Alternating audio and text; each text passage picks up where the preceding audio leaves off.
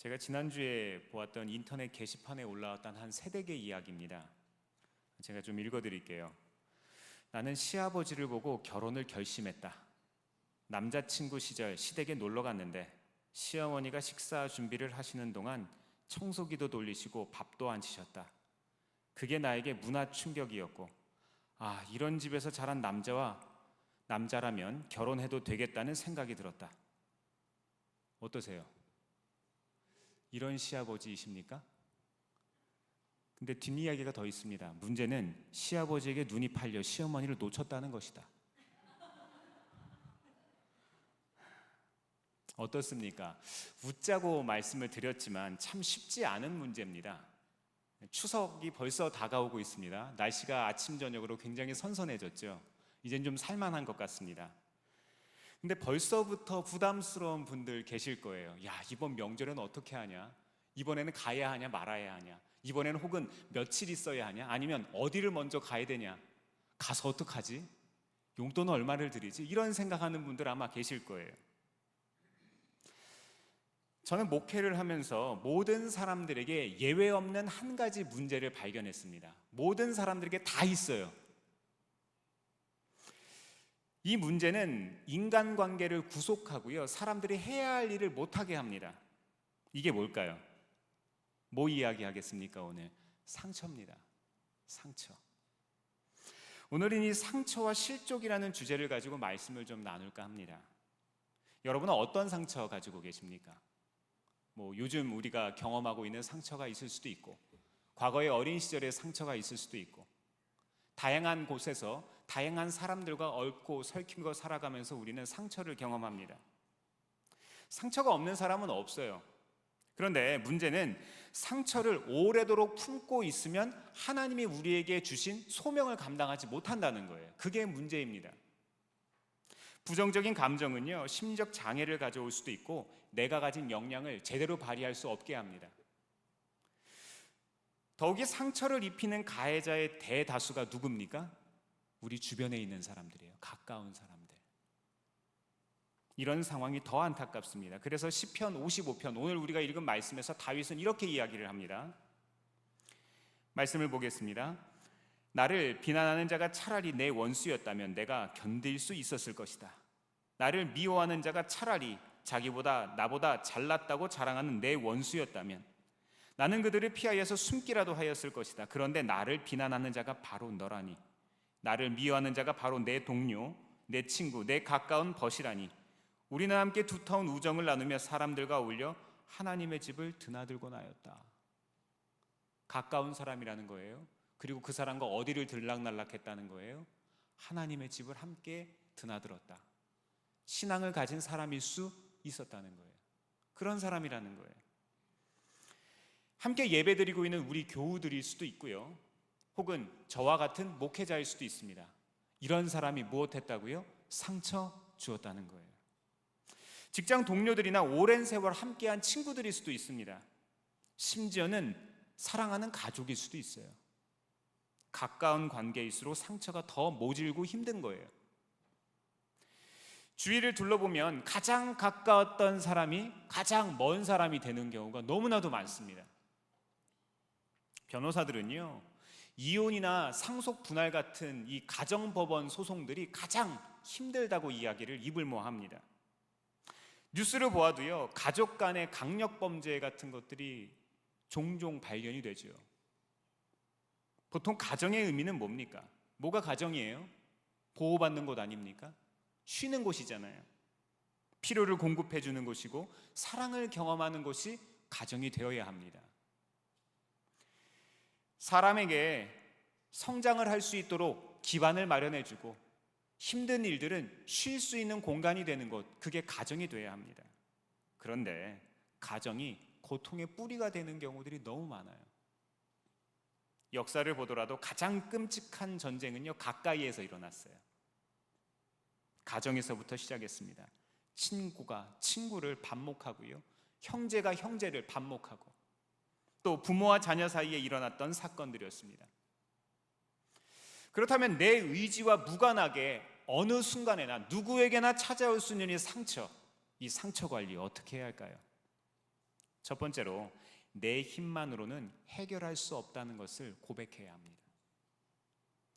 마태복음 24장 3절에서 제자들이 예수님께 이렇게 물어봤습니다. 선생님께서 다시 오시는 때와 세상 끝날에는 어떤 징조가 있겠습니까? 이렇게 물어봤어요.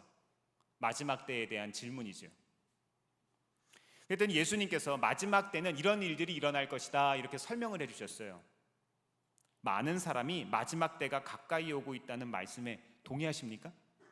여러분은 어떠세요? 동의하십니까? 요즘에 전쟁부터 사건, 사고, 이상기후까지 마지막 때가 가까이 오고 있는 것 같아요. 그런데 하나님만이 오직 그날을 정확하게 아십니다. 다만 예수님은 우리가 그 시기를 짐작은 할 수 있을 것이다 이렇게 이야기하셨어요. 우리는 누구나 예수님이 말씀하신 그 시기가 가까웠다는 것을 다 압니다. 오늘 말씀과 연결의 중요한 부분은요, 마태복음 24장 10절이에요. 같이 한번 읽어보겠습니다. 시작. 또 많은 사람이 걸려서 넘어질 것이요 서로 넘겨주고 서로 미워할 것이다. 아멘. 적은 사람이 아니라 어떤 사람이요? 많은 사람이 시험에 걸려 넘어지게 된다. 예수님이 직접 하신 말씀입니다.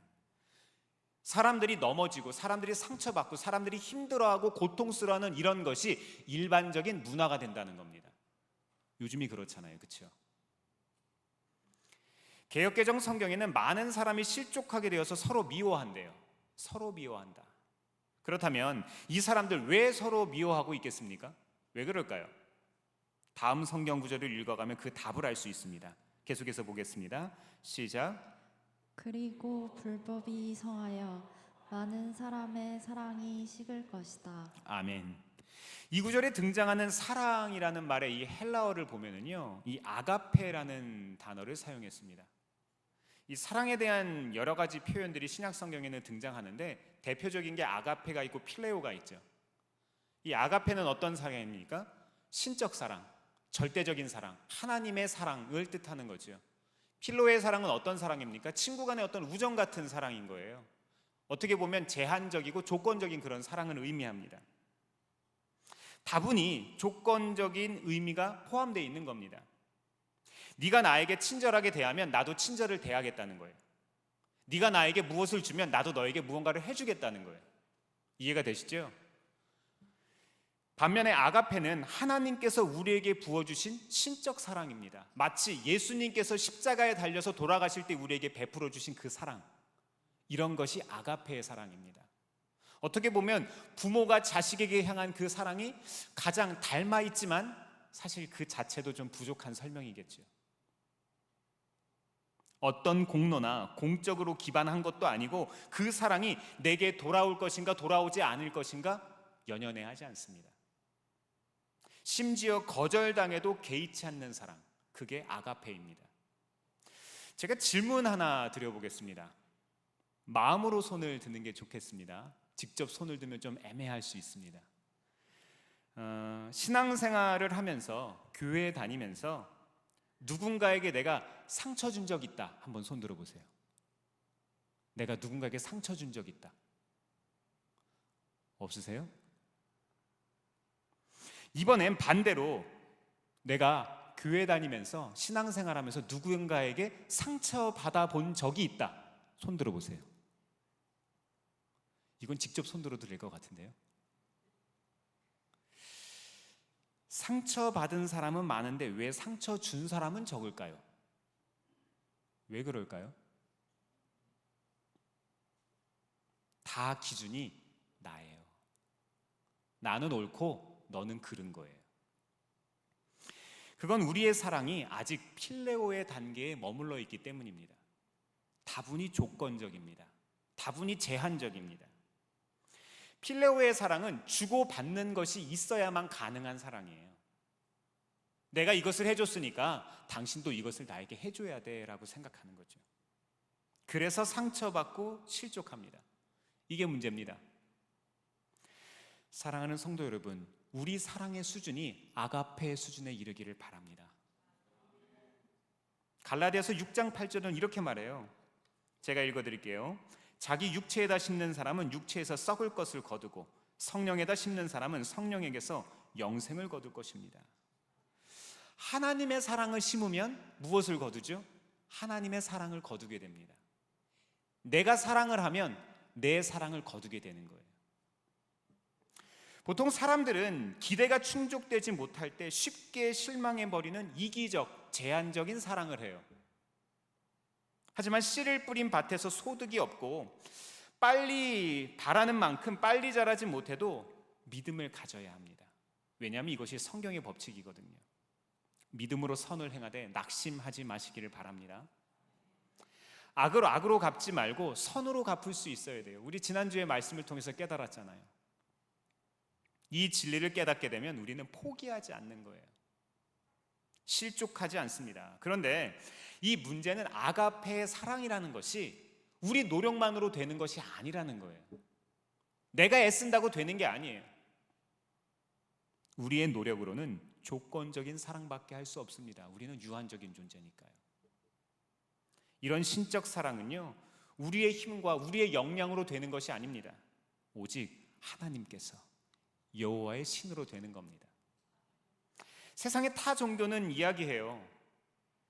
우리가 열심히 노력하면, 수행하고 애쓰면 이룰 수 있다고 이야기합니다.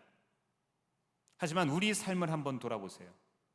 열심히 안 산 사람 없어요, 그렇죠? 모두가 열심히 살았어요. 그러나 우리 인생들에게 어떤 고백이 있습니까? 그랬으면 좋았을 텐데, 그랬으면 좋았을 텐데, 이런 고백이 있지 않습니까? 사랑하는 성도 여러분, 하나님은 하실 수 있습니다. 하나님은 하실 수 있어요. 사람의 끝에서 시작하시는 놀라운 하나님의 은혜, 그 아가페의 사랑, 이것을 구할 수 있기를 바랍니다. 두 번째로, 상처를 대하는 그리스도인들의 성숙한 태도는 뭘까요? 마음의 견고한 진을 깨뜨려야 합니다. 잠언 18장 19절 말씀 같이 한번 읽어볼게요. 시작. 노엽게 한 친척과 가까워지기는 견고한 성을 함락시키는 것보다 어려우니 그 다툼은 마치 꺾이지 않는 성문의 빗장 같다. 아멘. 이 실족한 사람, 즉 상처받은 사람과 화해하는 게 그렇게 어렵다는 것을 지금 성경이 이야기하네요. 견고한 성을 함락시키는 것보다 어렵다고 이야기를 합니다. 이 수원의 자랑 뭐가 있습니까? 화성 있잖아요. 얼마 전에 제가 남문에 갔다가 그 팔달문 쪽에 갔다가 보니까 저거 하더라고요. 열린 음악회를 화성에서 하더라고요. KBS. 네, 정말로 뭐 세트장도 멋있게 지어놓고 화성을 배경으로 해서 이렇게 행궁 앞에서 이렇게 공연도 하고 촬영을 했던 기억이 있습니다. 화성 한번 생각해 보세요. 도시 전체의 성벽들이 이렇게 둘러져 있습니다. 그죠? 그렇게 아름다운 화성, 이 화성에 가면은 여러 가지 이 전쟁을 대비해서 얼마나 이 성이 과학적으로 멋지게 지어졌는지 알 수 있어요. 그죠? 이 성벽이라는 것은요, 보호막 역할을 하고 검문 검색 없이는 함부로 아무나 드나들 수 없는 겁니다. 또 백성의 의무를 다하지 않고서는 성에 살 수도 없지요. 이것을 우리의 마음에 한번 비유해 보자고요. 사람은 상처받으면 마음에 벽을 쌓아요. 성벽을 쌓는 거예요. 내 마음을 보호하고 더 상처받지 않기 위해서 그렇게 합니다.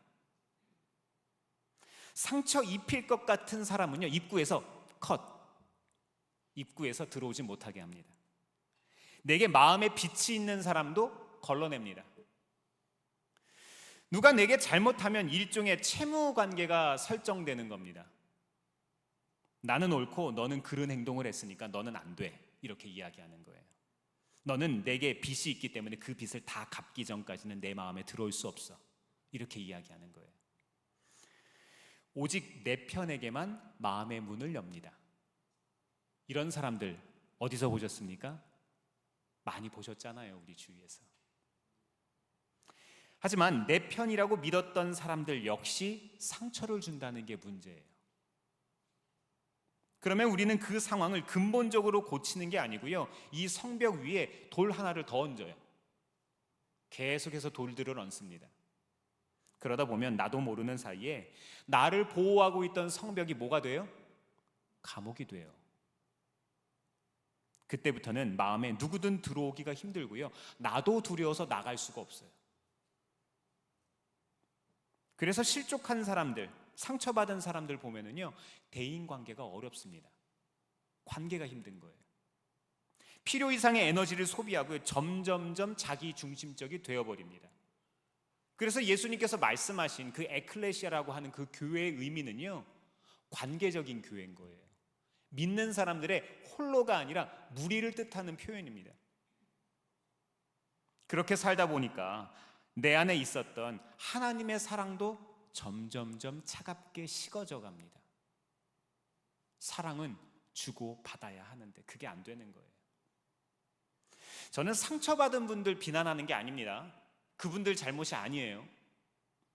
하지만 예수님이 말씀하신 사랑은 어떤 겁니까? 마태복음 5장 44절 말씀 보겠습니다. 한번 읽어보겠습니다. 시작. 그러나 나는 너희에게 말한다. 너희 원수를 사랑하고 너희를 박해하는 사람을 위하여 기도하여라. 아멘. 이렇게 할 수 있으시겠습니까? 솔직히 좀 어렵잖아요. 저는 그래서 이 말씀을 이렇게 묵상해 봤어요. 사랑하기 어렵기 때문에 예수님께서 그를 위해 계속 기도하라고 이야기하시는 거 아닌가? 용서는요, 1회가 아니에요. 용서는 매일 해야 합니다. 우리가 용서할 수 없는, 아니 용서하기 싫은 그 상황 한번 떠올려 보세요. 계속 생각나지 않습니까? 어제 일처럼, 아니 오늘 일처럼 생각나잖아요. 계속해서. 그래서 우리는 어제도 오늘도 끊임없이 반복해서 용서하며 기도하는 겁니다. 예수님의 사랑에 대한 가르침은요, 대가를 바라지 않는다고 말씀드렸습니다. 진정한 사랑엔 상처받을 수 있는 위험이 있는 거예요. 위험을 무릅쓰지 않는다면 조건 없는 사랑을 줄 수가 없습니다. 조건 없는 사랑은 상처 입힐 권리를 주는 것과 마찬가지입니다. 이스라엘에 가면 2개의 큰 물이 있습니다. 보통 바다라고도 이야기하고 호수라고도 이야기를 하죠. 첫 번째는 뭐가 있죠? 갈릴리 바다. 생명이 있는 바다입니다. 다양한 종류의 물고기와 바다 식물들이 삽니다. 이스라엘이 좀 안정이 되면 나중에 성지순례 가시면은요, 갈릴리에 가면 그 베드로 물고기, 베드로가 낚았던 물고기도 먹을 수 있어요. 식당에 가면 별로 맛은 없습니다. 근데 많은 사람들에게 생명을 주는 그 바다, 이런 물이 있지요. 하지만 사해에는요, 물을 받아들이기만 할 뿐 흘려보내지를 않아요. 그래서 물고기나 바다 식물들이 살 수가 없습니다. 한때는 살아있던 갈릴리 바다의 물들이 여기에 흘러들어가 이 사해의 물과 섞이면서 점점점 죽은 물로 변하는 거예요. 이처럼 생명이라는 것은요, 정체된 곳에서는 버티질 못합니다. 나 홀로 안전하게 지킨다고 생각했던 나 홀로 있었던 그 성안이 결국 우리의 감옥이 된다는 거예요. 자유롭게 흘러야 합니다. 실족한 그리스도인들은 생명력을 받아들이기는 하지만 그 두려움의 빗장 때문에 열고 나올 수가 없는 거예요.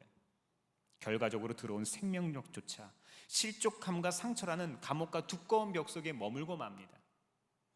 성경에서는 이런 벽들을 가리켜서 뭐라고 이야기하는가 하면 견고한 진이라고 이야기합니다.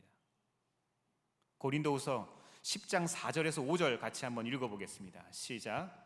싸움에 쓰는 우리의 무기는 육체의 무기가 아니라 하나님 앞에서 견고한 요새라도 무너뜨리는 강력한 무기입니다.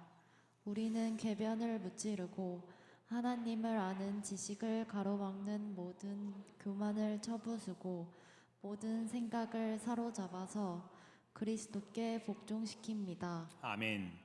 이 견고한 진은요, 우리가 이 견고한 진 안에 있을 때 우리에게 들어온 모든 정보들을 새롭게 가공을 시킵니다. 처음에는 나를 보호하기 위해 세웠지만 그 진 때문에 밖에 나가지도 못하고 하나님께 나아가지도 못하는 거예요. 그래서 예수님께서 뭐라고 하셨어요? 내가 예배를 드리러 가다가 내가 누군가와 싸워서 마음이 틀어진 것이 생각나거든 어떻게 하라고요? 그 사람과 먼저 화해하라고요. 화해하는 것이 우선입니다. 이렇게 견고한 진은 고통을 불러일으키고 진실을 왜곡시키는 원인이 됩니다. 그래서 과거의 상처나 거절감 같은 아픈 상처를 계속 붙들고 있으면요, 하나님을 바라볼 수가 없습니다. 즉 우리는 하나님의 진실성을 믿지 못하게 됩니다. 자녀들이 어려서 부모님으로부터 어긋난 사랑 때문에 하나님에 대한 형상이 어그러지는 경우들을 참 많이 봅니다. 믿음이라는 것이 잘못되었기 때문인 거죠. 우리들은요, 살아가면서 경험하는 사람들과의 관계를 통해서 믿음의 기준을 정하기 때문입니다. 그리고 그에 따라서 하나님을 판단합니다.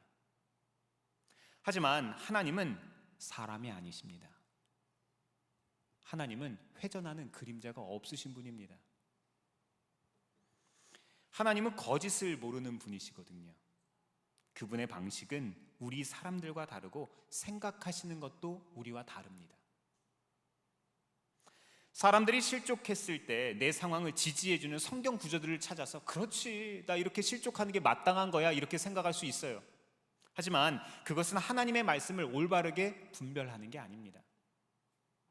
물론 공감하고 이해하고 받아들이는 것 아주 중요하지만 그보다 더 중요한 것이 있습니다. 사랑 없이 하나님의 말씀에 대한 지식만 갖는 것은요, 율법적이고 교만한 태도를 가지게 합니다. 잘못된 자기 신념이 믿음이라고 착각할 수 있다니까요. 자기 신념과 믿음은 다른 겁니다. 하나님의 사랑이 없는 지식은 우리를 속일 뿐입니다. 그렇다면 이 견고한 진, 우리는 어떻게 깨뜨릴 수 있을까요?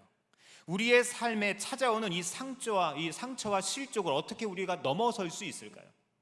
세 번째로, 예수님께 붙어 있어야 합니다. 24장 10절 말씀 같이 읽어보겠습니다. 시작. 또 많은 사람이 걸려서 넘어질 것이요 서로 넘겨주고 서로 미워할 것이다. 아멘. 말씀을 보니까 어때요? 이 단계가 있죠. 말씀을 잠깐 다시 좀 보면은요, 많은 사람이 걸려서 넘어지고 서로 넘겨주고 서로 미워할 것이다. 단계가 있습니다. 시험에 빠지면 배신하고 배신감은 증오로 바뀝니다. 앞서 말씀드린 것처럼 상처받고 실족한 사람들은 마음에 장벽을 쌓죠.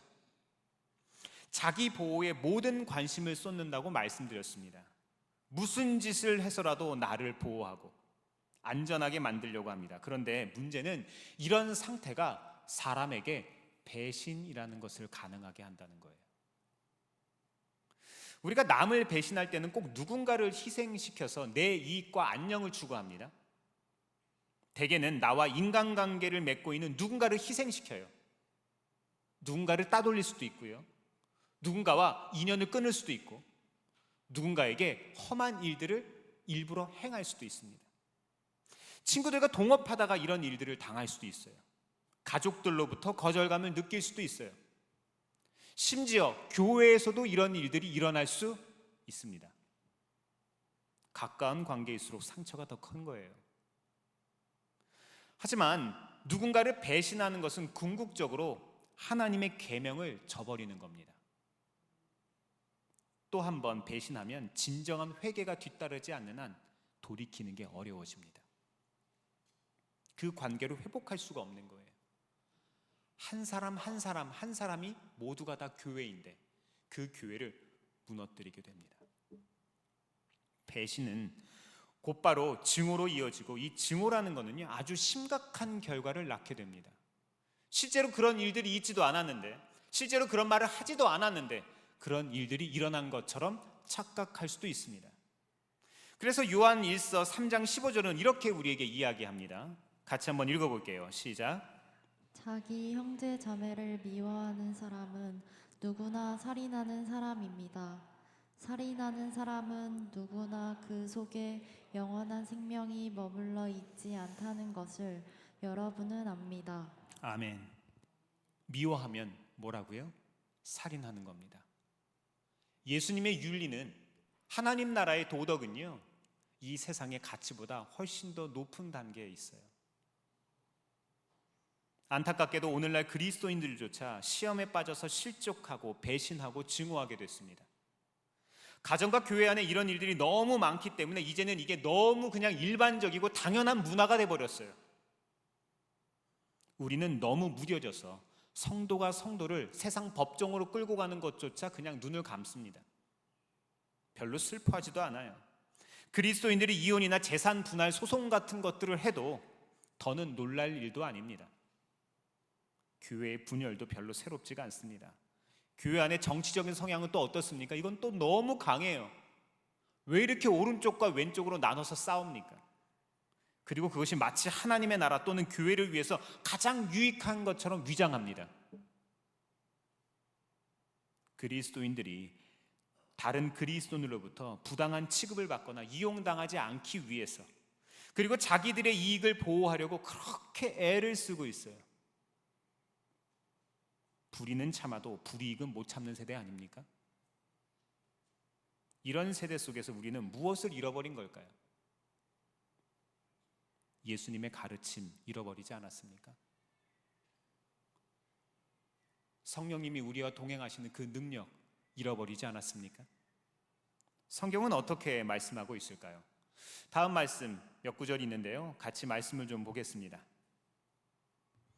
첫 번째로 고린도전서 말씀을 좀 볼까요? 여러분이 서로 소송을 제기하는 것부터가 벌써 여러분의 실패를 뜻합니다. 새 번역은 굉장히 명확하게 이야기하죠. 왜 차라리 불의를 당해주지 못합니까? 왜 차라리 속아주지 못합니까? 예수님이 이렇게 이야기하십니다. 그러나 나는 너희에게 말한다. 너희 원수를 사랑하고 너희를 박해하는 사람을 위하여 기도하여라. 다음 구절입니다.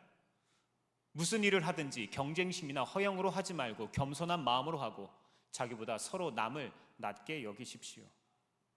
여기에 나오는 이 겸손이라는 의미는요, 단지 누군가를 나보다 낮게 여기고 아유 그렇게 하시죠, 그렇게 하시죠, 예 알겠습니다, 예 알겠습니다, 공손한 태도를 갖추는 것을 의미하는 게 아닙니다.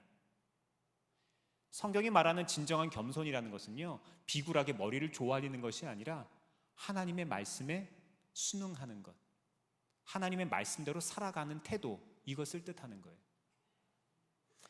왜 우리는 이런 사랑의 법칙에 따라 살지 못합니까? 왜 우리는 수많은 발작 버튼을 누르고 살아가세요? 왜 그런 거예요? 그 이유는 우리 안에 사랑이 식은 겁니다. 하나님의 사랑이 식은 우리는 나만 보호하려고 애쓰고 살아갑니다. 가족을 사랑하는 것도 결국 나를 사랑하는 거 아닙니까? 그런데 우리가 그렇게 스스로 보호하려고 애쓸 때부터 하나님께서 우리의 삶을 책임지실 수가 없게 되어버렸습니다. 왜냐하면 내가 책임지고 있으니까요. 하나님의 보호하심을 우리 스스로 떠나버렸기 때문입니다. 하나님은 말씀 안에서 우리에게 복을 주십니다. 복음서를 찾아보면 예수님은 부당한 일을 당하셨을 때 무엇 안 하셨어요? 복수하지 않으셨어요. 예수님은 하나님에 대한 분명한 믿음을 가지고 결과를 맡기신 거예요. 네, 그렇습니다. 하나님은 이 시간 우리에게도 예수님의 방식을 따르라고 이야기하십니다. 우리는 예수님께 붙어 있어야 합니다. 우리의 시선이 예수님께 고정될 수 있기를 바랍니다. 우리는 사람이 아니라 하나님을 신뢰하는 방향으로 가야 돼요. 많은 사람이 하나님을 그저 뭔가 공급해 주시는 자판기처럼 생각합니다. 그리고 그분을 예배할 때 신령과 진정을 다해서 예배하는 것이 아니라 그냥 입술로만 예배해요. 예배는 드리지만 어떻게 보면요, 영적 고아처럼 살아갑니다. 입술로는 나의 주님이시고 나의 하나님이십니다 이렇게 이야기는 하는데 삶의 모든 권리와 책임을 내 두 손에 쥐고 놓지를 않아요. 용서도 마찬가지예요. 용서라는 건 내 힘으로는 용서할 수는 없지만 인생의 모든 싸움이 하나님께 속해 있다는 것을 고백할 수 있어야 하는 겁니다. 사랑하는 성도 여러분, 믿음으로 말씀을 우리의 삶에 고백할 수 있기를 바랍니다. 예수님의 이름을 자주 사용할 수 있기를 바랍니다. 그리고 그 고백을 붙들고 살 수 있기를 바랍니다. 형제를 미워하면 영생이 그 속에 거하지 않는다. 참 충격적인 말씀입니다. 그렇게 하기 싫은 용서, 그 용서가 결국엔 누구 때문이라는 거예요? 나 때문이라는 거예요. 구원의 문제와 연관되어 있잖아요. 그 구원의 문제는 그 형제가 아니라 나를 구원하는 겁니다. 자, 이제 실족하는 것이 얼마나 큰 죄인지, 문제인지를 우리가 깨달았습니다. 이제 제대로 대처하지 못하면 결국 우리는 죽음으로 끌려 들어가는 거예요. 하지만 하나님의 분명한 약속은 시험에 빠지지 않도록 대항할 때, 우리가 저항할 때, 믿음으로 나아갈 때 하나님께서 우리에게 승리를 안겨주실 겁니다. 아름다운 미담 사례가 있어서 말씀을 마치면서 잠깐 소개해 드리려고 해요. 서울 종로구에 위치한 청년재단 이름이 제 눈길을 사로잡아서 제가 좀 찾아봤었는데요. 이름이 참 특이합니다. 잘 나가는 커뮤니티. 이 뭡니까, 이 사람들? 올 초에 첫 모임을 했다는데요. 이름만큼 구성원들의 사연이 굉장히 특이합니다. 각자의 이유로 고립과 은둔을 경험했던 청년들이 주축이 된 모임이랍니다. 한때 방 안에서 밖으로 나가지 못하던 청년들이 만든 단체래요. 그러니까 이 사람들이 잘 나가는 커뮤니티라고 이야기했나 봐요.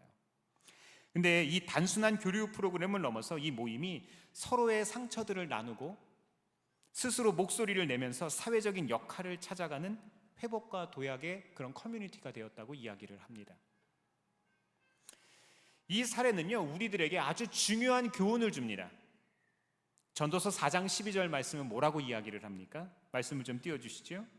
혼자 싸우면 지지만 둘이 힘을 합하면 적에게 말쓸 수 있다. 세 겹줄은 쉽게 끊어지지 않는다. 믿으십니까? 옆에 계신 분들을 잠깐 보시죠. 이 말씀을 믿으신다면 이 옆에 계신 분들이 계시는 거예요. 그죠? 우리가 세 겹줄입니다. 한번 고백해 볼까요? 우리가 세 겹줄입니다. 그렇죠. 세상에서 경험하는 상처가 우리를 넘어뜨릴 수 있습니다. 하지만 우리는 서로가 있어서 괜찮습니다. 세상에서 우리를 넘어뜨리려고 아무리 시험거리가 다가와도 우리는 괜찮습니다. 우리에게는 주님이 계시니까요. 그래요. 우리는 다시 일어설 수 있는 겁니다. 사랑하는 성도 여러분, 아직도 마음에 상처가 남아 있습니까? 상처와 문제를 품고만 있으면 믿음의 성숙을 이룰 수가 없어요.